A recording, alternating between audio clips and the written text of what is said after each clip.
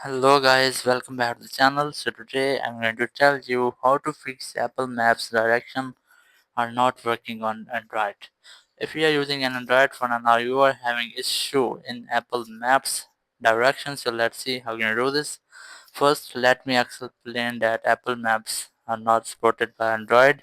You will get the Google Maps app in your Android phone. So just open the Maps app, and here the direction is not working, so let's see how can we fix it.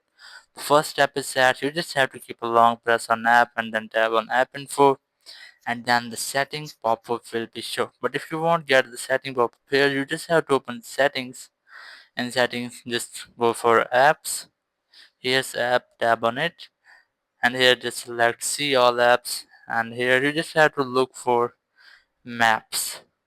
Here's the maps, tap on it, and here the permissions, just select it.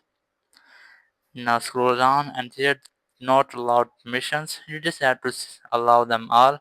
First tap on contacts, then allow, then select location, then tap allow all the time, and then select physical activity and then select allow. And after doing this all, you will be able to use Apple Maps direction on your phone. But to use, you just have to make sure that your location service has been enabled. Here's the location, just select it and it will be enabled.